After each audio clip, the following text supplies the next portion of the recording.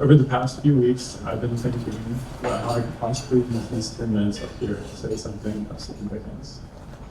After some weeks of thought and working through the nerves, I decided to focus on the lessons I've learned from key events through my life, how they're integral to pharmacy and why you should care. If there is one thing I hope you can take away from my speech today, it is this. Acts of kindness, no matter how big or how small, can impact a life in monumental ways.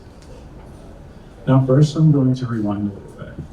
You may be wondering, who is this random guy up here and what is he even talking about? Don't worry, I would feel the same way if I were you. For some background, I grew up in the suburbs of Atlanta. I was a competitive swimmer for most of my life, and that competitiveness bled into all areas of my life. I was always striving to be the best in whatever I did, whether it be school, swimming, or having a social life. I wanted to be the best. And you might be thinking, best at a social life? How is that even possible? I'll tell you. When I was 15, I got appendicitis. My appendix ruptured and I wound up in the hospital for a week and a half. However, a day after my surgery, I was adamant about attending my friend Meredith's birthday party. You can imagine how that went with my parents and doctors. Begrudgingly, I accepted the fate that I would no longer be able to show up for my friend. I was terrified she would be angry with me.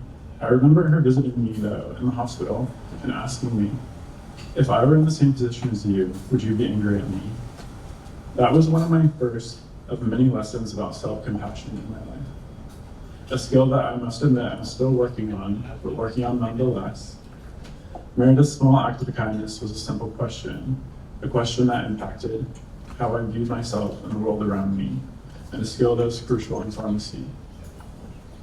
To get through pharmacy school, you must have grace for yourself. As a P4, I can say this confidently. Know in the end you won't know everything. That's physically, and I think mentally, impossible. At the same time, though, don't doubt yourself. You know more than you think. If you don't remember that one thing on that one exam, or that one counseling point in that one OSCE, it's going to be okay. Don't be too harsh on yourself. Give yourself some grace and remind yourself of where you're at. To be a student is to make mistakes, and that's okay. Just make sure you're not to fall off Dr. LaPointe's Peloton, right? One of the kindest things you can do is remind yourself of your worthiness, or your worth it. Hold that close to you throughout schooling and try not to let it go. It will be hard at times, but people will be there to remind you as well. Don't be afraid to lean on your friends, faculty, or professors. MUSC is full of people who care. Fast forward 7 years since 2022. I was a senior at the University of North Carolina in Chapel Hill and lifeguarding during the summer. It was June 15th and I was taking the normal route home on my bike when in the blink of an eye, I was rolling around in the concrete. I had actually just gotten hit by a car. I could go more into the embarrassment of showing up shirtless to the emergency department, but I will spare those details. Long story short, my collarbone shattered. I was told they usually don't have surgery for collarbone breaks, but mine was too severe, as they put it, and would not heal normally. As you can imagine, the pain I was in was immense. I could barely move without wincing. The surgery was scheduled for a couple weeks out, and on discharge, they had prescribed me pain medication consisting of 1 oxycodone. Yes, just one. At Campus Health, I was told I was drug seeking for asking for a medication that I knew worked for my pain. Instead, they gave me gabapentin and said it would work just as well. It didn't. It took me around 1 week to finally get pain medications that actually worked for me, which leads into my next point. Never stop advocating. From pain management to hypertension, every patient deserves advocacy, especially when they can't advocate for themselves. It is our job to ensure patients not only have access to medications, but to medications that are best for them. The gracious donations we receive as students help us drill this important skill into our heads and leads into a larger conversation about empathy. Patient advocacy and empathy go hand in hand. Never forget that at any point in time, your friend, your family member, or even yourself could be the patient. As a wise professor once told me, if it was your grandparent, would you change that decision or leave it the same? Lastly, I want to touch on a topic that is deeply personal to me, but carries great meaning as well. My dad. For those of you who don't know, my dad's name was Chad, but soon enough it will be the 1-year anniversary of his death. He passed away from suicide my P3 year in September of 2025, on Monday the 29th to be exact, a couple days after my birthday. He was only 55. He has struggled with bipolar disorder since I was a kid, but through his illness, he always remained kind, compassionate, and loving. A month before he passed, he helped me through a period in my life where I was struggling.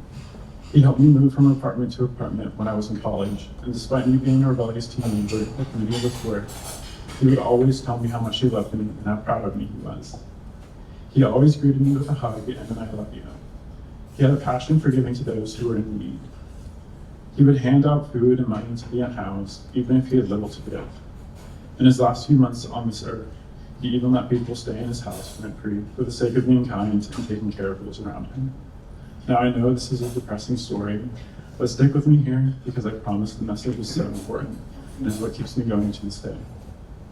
I say all of this now, not to garner sympathy, but to offer a story of hope and resilience, highlight the importance of pharmacy and healthcare, and emphasize the impact we all have on each other. From students to faculty to the gracious donors that are with us here today. Though the months that followed were hazy and will be some of the hardest times I will probably ever have in my life, I still found a glimmer of hope in the distance, and no matter how dim it became, it was still a constant. This was all in thanks to the support from my family, friends, and the faculty and staff at the university. I was given time, patience, and love during this period of my life, and for that I will be forever thankful. One of our professors, Dr. LaPointe, actually called me and gave me words to hold on to. He told me that it was his time to give back, and one day in the future, it would be my chance to give back too. That stuck with me.